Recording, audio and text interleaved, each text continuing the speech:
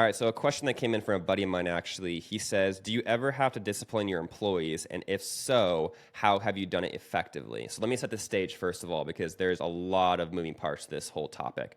So, a buddy of mine is now a manager of a business his dad has owned for about 20, 30 years. And so his job is now to build culture and obviously scale the business. And with that, he's running into the issue because he has this one employee that has been late to the office multiple times, and the employee was late by 30 minutes today.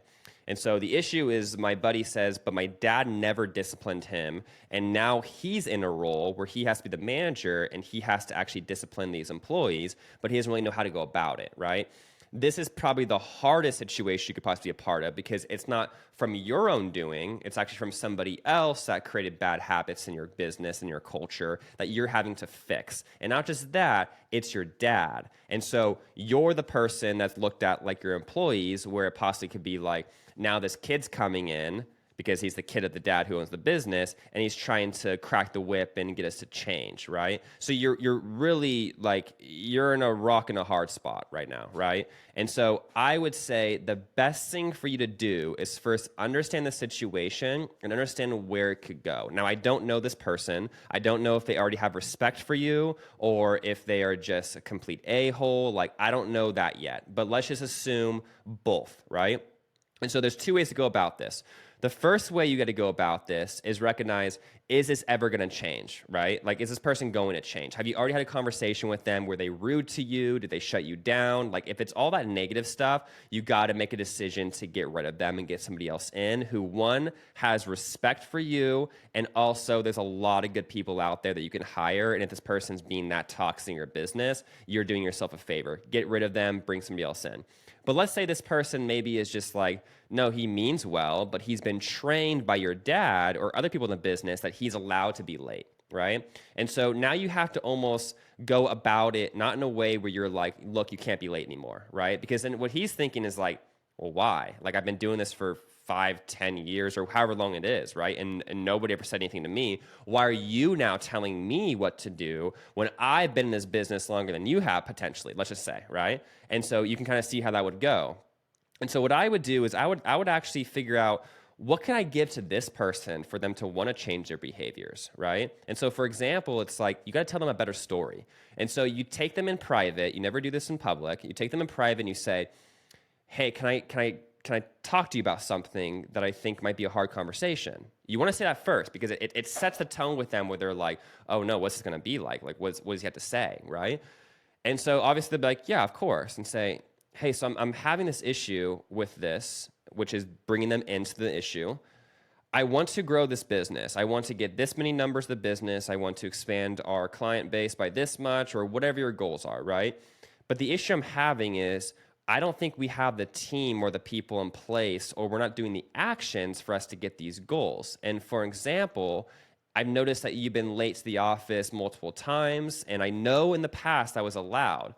But when we have these goals for us to actually want to go get, we can't be expecting to do the same thing we did in the past for us to get bigger, audacious goals. We almost need to change that behavior.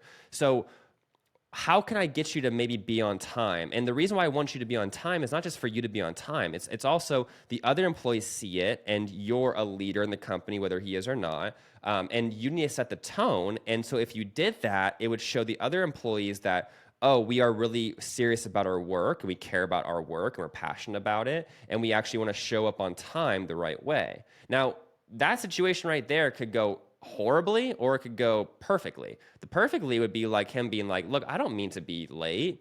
I'm busy, and like, I have kids that to bring to school, and I obviously was never disciplined for in the past, and like, I don't want to try to hurt the company, but like, also it's like, I don't mean to not be on time either. And so that would be the best case scenario, because you can be like, okay, look, I understand that we're trying to unlearn a bad habit, but as long as they understand why they need to be on time, right, then they'll actually take the action to go do it. An example is like this.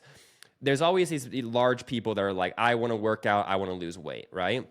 But then what happens is they're left with this decision where it's, do I need to go to the gym right now, which sounds awful in my head, or do I sit back and watch my favorite TV show? All those individual decisions they make, they usually always pick, let's sit back and watch a TV show, because their goal for working out isn't big enough.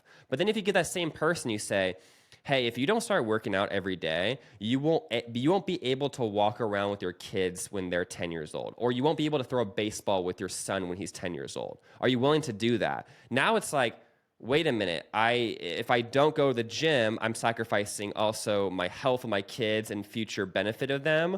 And now that is a little bit better than just sitting back at home on the couch because you have a bigger purpose. So you want to give them a bigger purpose, right? So that's the best side of it. The worst side of it could be him being like, yeah, no, I'll see what I can do, right? Or it gives you, attitude, or it's just like, yeah, no, I'm late because excuses, whatever it might be, right? Then you have to make the hard decision where it's like, is this person really that much of a benefit to our company for us to stay? Because they're going to be sucking your culture dry. If they say it's right, what happened is you went in as authority, you asked them in a nice way, an effective way, and they decided to say, no, I'm not doing it. So pretty much they're saying, fire me, or it's my way and you keep me. And so now who's the boss of the company? That person is. And so you're teaching your other employees that, hey, if you just stand up to these people, you'll get what you want. And there's a reason why employees don't run businesses, because they don't have the ideas of like, why are we doing this? What's the vision behind it? What are we trying to build? And so understand that this is storytelling. You have to tell them a better story for them to be willing to give up their habits in the past to do something different for them betterment of not just the company, but for them individually. If you can figure that out, you can be very successful in how to effectively discipline your employees. But the reality of it is, I don't need to discipline my employees anymore because I've already made it so clear to them. We have our core values right in their faces, and I have it a bigger purpose. So I just point to the screen. I say, were you reliable today? And they know they weren't. And the reality is that if they keep doing that over and over and over, we get rid of them, we bring somebody else in the business, because good people will blow up your empire, but then also horrible people will blow up your empire in the wrong way. So make sure it's just you're making these quick decisions, you're hiring the best people. Don't sacrifice culture for results. And what I mean by that is you might say, well, this guy brings in $100,000 or $1 million to us, and so we can't get rid of him, right? Got it. Your vision is so clear where you would rather make money over build an actual legitimate business that has real impact. What happens if you found somebody who was just as talented as him, but also was able to show up on time and do the extra stuff? Where would your company be then? So go find those people and don't take the easy route at all. Have the hard conversations and stay on your people for them, and then make the hard conversation happen at the very end of it. If they don't do what you want them to do, get rid of them, bring somebody else in. Now, leave a little comment below. Shoot me over a DM if you guys have any more questions around this topic. There's a lot of ways I can go with this topic, but a lot of it has to do with storytelling and getting people to want to do it themselves for the betterment of your business versus Jared is saying something to this person, and that's more of a hierarchy type of method, which I don't like very much. So if you guys enjoyed this, follow me for more. Hit the subscribe button. I'll see you guys next time.